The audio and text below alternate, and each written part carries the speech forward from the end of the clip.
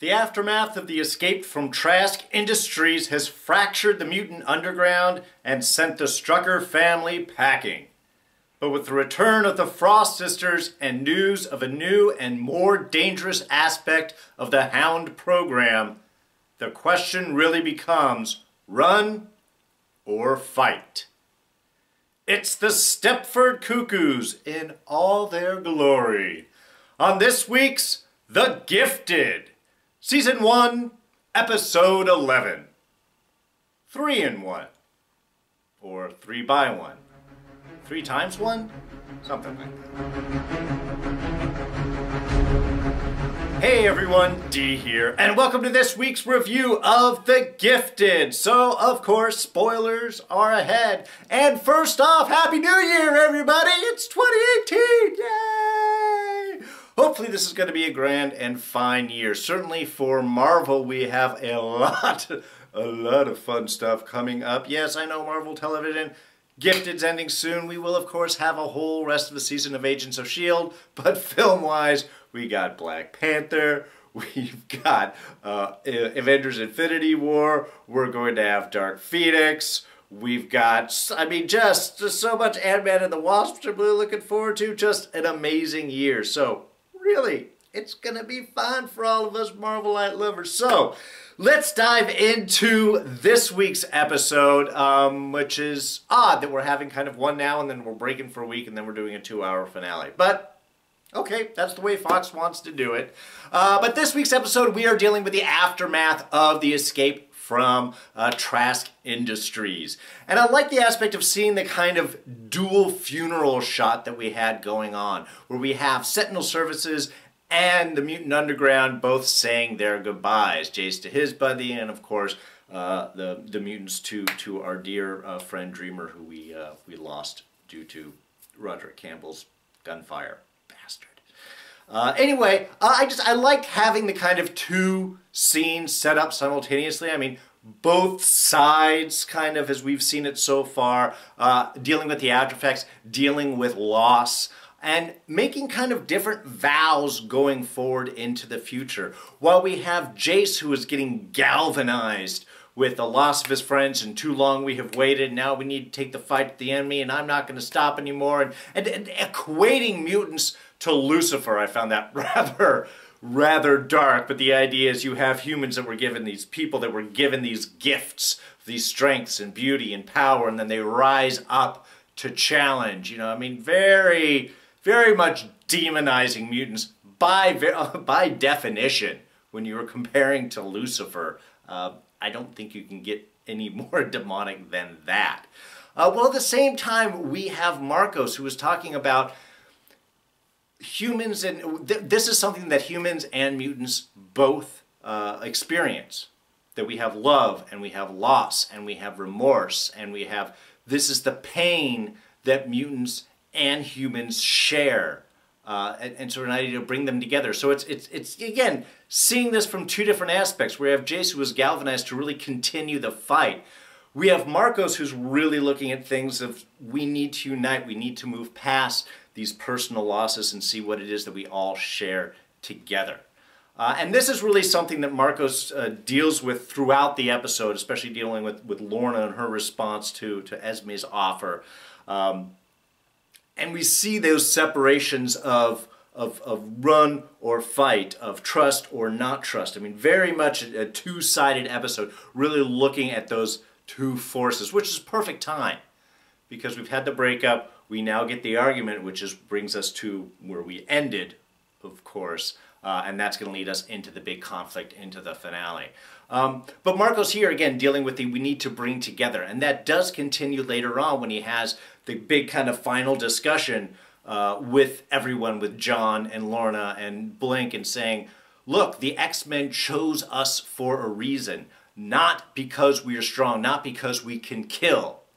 You know, if we wanted to do that, we could have done that already, but because we can be something more, that there is reasons to fight. And that is really that kind of recurring theme that we're dealing with this episode, is not only the whole running and fighting, but the whys. We've touched on it, but here really brings it up into focus. Why are we fighting? Are we fighting just survival and does everything go? Or is there a need for ideals where even if we suffer losses, that if we lose those ideals, then in a way we've already lost the battle? Now, of course, in this episode, we get to see the Frost sisters, the Stepford Cuckoos, really in all of their glory, which I have to say I loved. I loved the presentation of them. While Esme, when she was kind of behind the scenes manipulating people, was a cool aspect and a cool personality, now that we have the three girls together, and I like that they mentioned at least 3, because I believe in the comics we had 5, and then we went down to 4. But they open up the possibilities that there are more sisters, which could, you know, it's cool. It's nice that they leave those doors open. But we get to see them in their full interaction. And I have to say, I love the talking over each other, the finished sentences, the talking together and separately apart. I love how they did all of that overlay. If there's one little minor criticism that I can take, and it's nothing really against the show or anything, it's that Esme's presentation is very much the same as Barbara Keene in Gotham. So I keep kind of seeing images of Barbara, and I just wish I saw something a little different. But again, it's a minor little point. I still love the whole presentation. I love that we are back with the Hellfire Club. That is so awesome. And we have William, our financier here, or dealing with the finances. I love their little interaction. But this is getting our setup. Perfect. We're talking the inner circle. They're still around. The Hellfire Club is still around. We're setting up the war here. So it's a beautiful sort of setup of chess pieces, as it were, which is, again, a lot like this whole episode. And in fact, I'm going to start kind of at the end and work backwards. I'm going to jump off right here with our Scene of the Week, which is the end fight. And maybe not for the reasons suspect. I mean, yes, it's a totally cool fight. We have the combination of powers, which is something that we've dealt up with a lot through actually this entire show. Dealing with Marcos and Lorna and dealing with their combination of things. Plus, of course, we got the Strucker twins and their combination, first of combining their separate powers and then the added bonus of their combined bonus power. So that's been the recurring theme. So now, of course, we have the Hound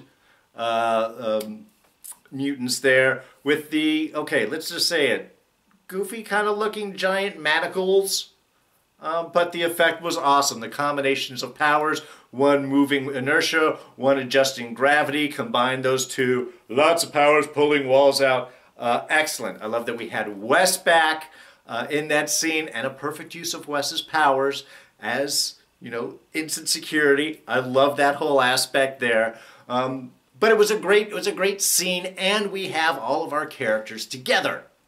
We have all of the mutants from the Underground coming up to the Struckers and meeting up and getting everyone together. And at the end, we got big explosions. We got things running around. We got the two forces fighting each other. And then the escape. And that's why, to me, it's the scene of the week.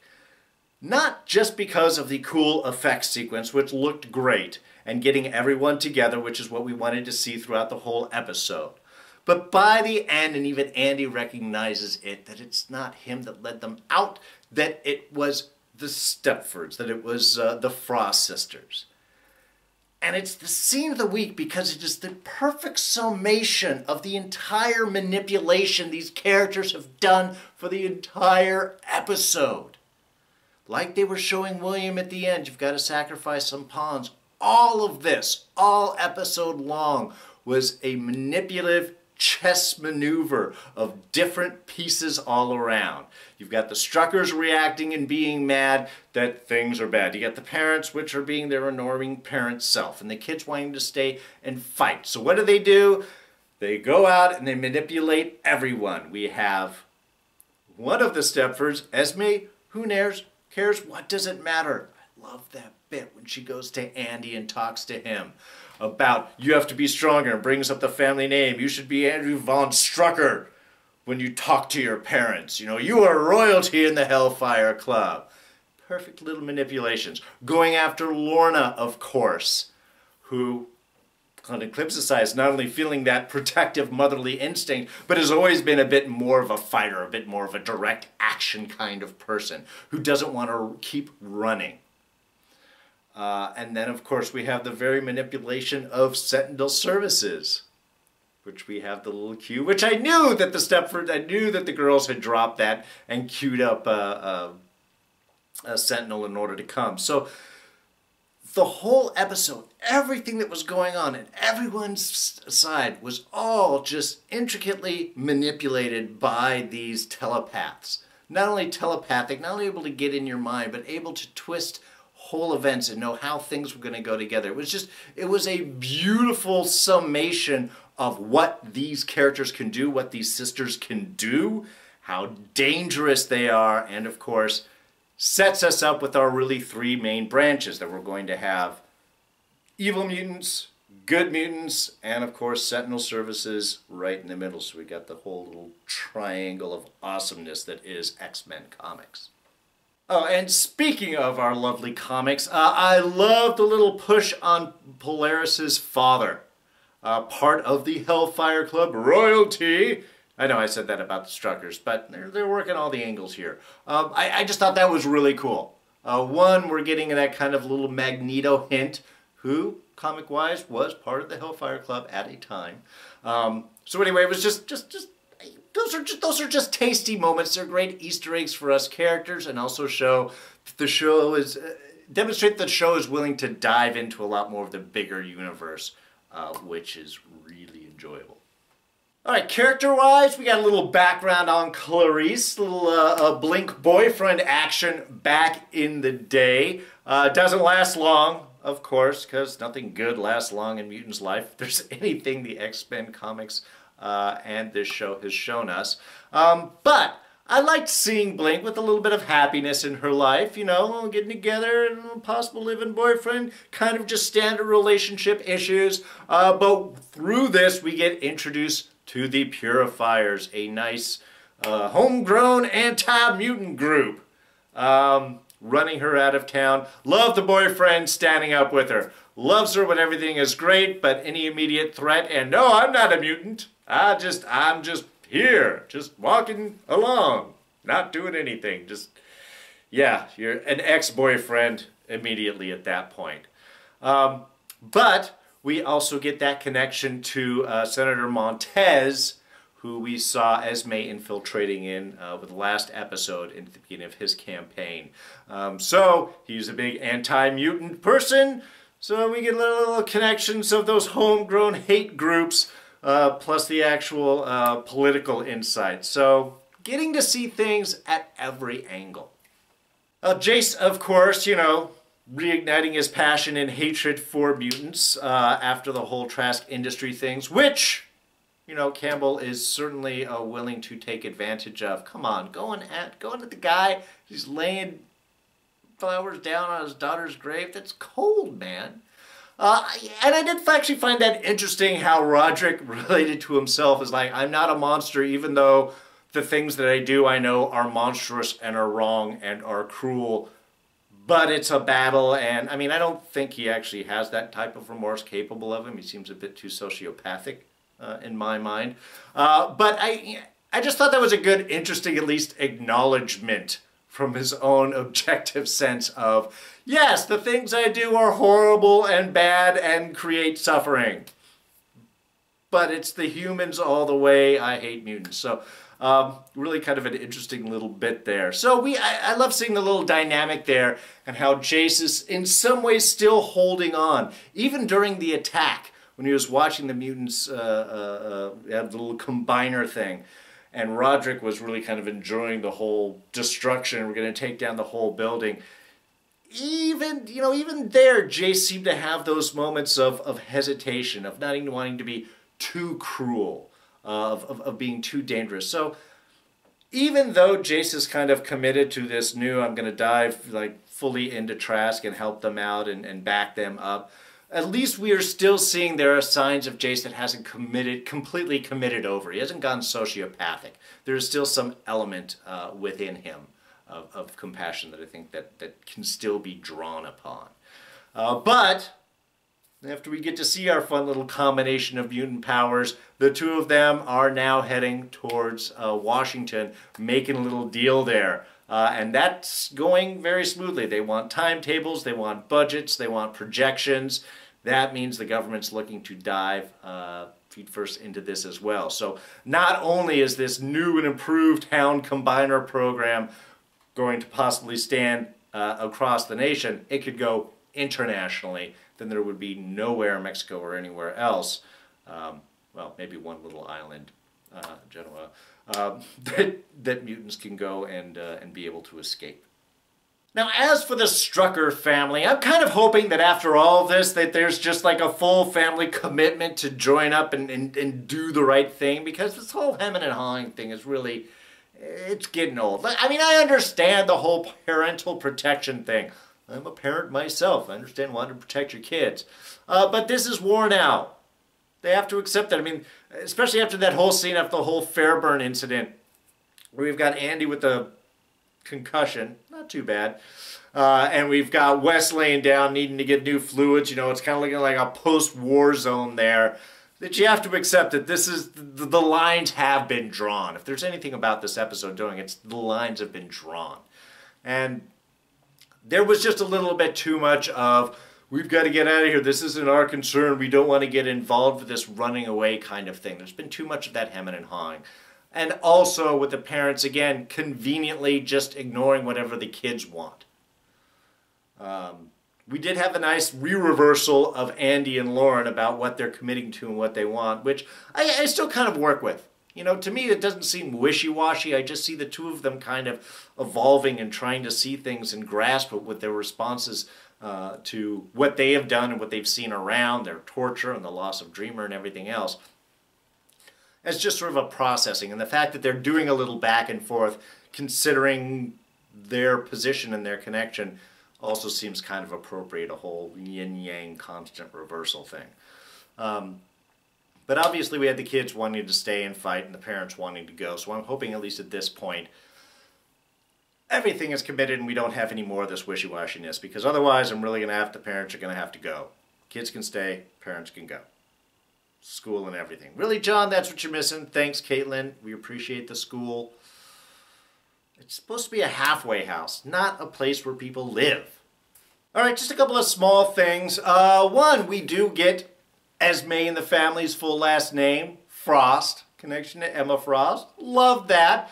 Also do love that they dropped the Cuckoo name there when they checked in with the cops. They gave the last name Cuckoo, which I thought was just messing with them. Anyway, just kind of fun. I think Frost is a better last name that we can give them. I wouldn't want to keep calling them Cuckoos every week. It just seems odd. But I do love them at least giving that acknowledgement. That was awesome. So, the Fairburn Institute. Is every mutant hideout some giant abandoned place? They should just, like, fortify those places and that's where they live. I mean, really, none of these places don't seem like halfway houses. They don't seem like small stop-offs on the way to somewhere else. I mean, okay, I mean, the main is like the Mutant HQ I get, but by Fairburn, I'm starting to think that, like, every place is giant. Especially when they mentioned how understocked it was. It just, seriously, man, that's a big place. Sound design to me is very important. The music, the sound that you have within the scene can really make or break it. And while I did enjoy the opening kind of dual funeral setup, the music I did not. Primarily you had a lot of like escalations and big turning moments, and then you had it like for one side and then the other, and then it just seemed there was somebody gets the big arcing triumph sound of the music. You can't share that over both sides or it just loses all of its appeal and interest. And I just honestly didn't think the song was that good. Alright, like I had said, there's a lot about the Frost Sisters I enjoyed. I actually enjoyed, even though it was totally cheesy, when the group finally comes away and escapes out of Fairburn, and we just have the three of them leaning up against their super fancy black shiny Mercedes SUVs. Just like waiting for the valet to show up was awesome, was funny.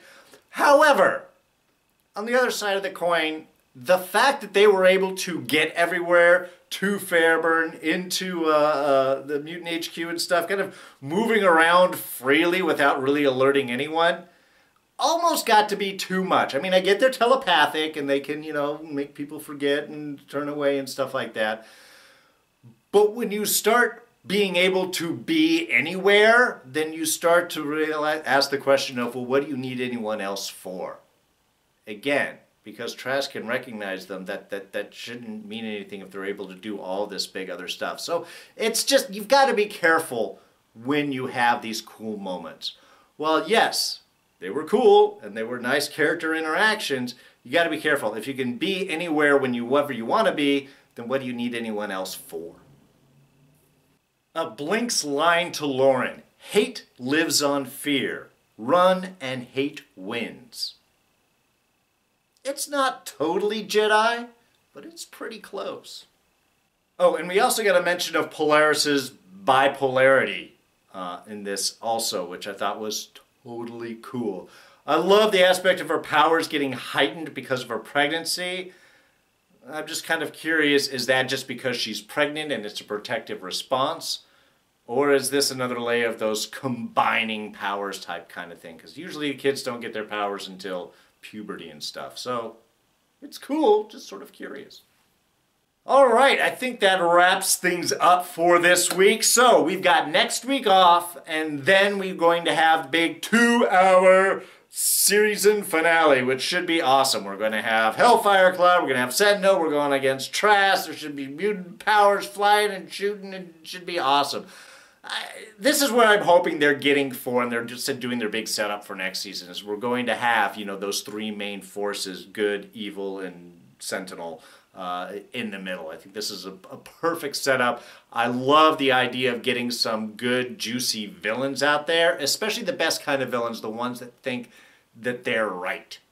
I think always make the most interesting ones. We have to be able to identify with evil characters to make them interesting. So when they have motivations that we can identify with, even if they're wrong about it, we can relate and sort of enjoy the journey. So really looking forward to that. Can't wait. 2 weeks season finale. Looking forward to it. So if you did enjoy this review, please go ahead and hit that like button. Thoughts, ideas, comments, throw those down in the section below. What you guys think about this episode? Do you think that Esme is too much like Barbara Keene? Do you even watch Gotham? I don't know. Anyway, throw your thoughts down. Let me know. You can always catch me on Twitter and Instagram. I am at Darren Jakes. Subscribe, please, if you are not. It's quick, it's easy. You hit this button, you catch all the reviews. Agents of S.H.I.E.L.D., Legion coming up, Westworld. There's a lot of things. Don't miss any of it. In fact, we'll throw up a couple latest reviews right here, and you can check those out. So, thanks again for joining me. I'm D, and I'm out of here. Catch you guys next time. Bye-bye.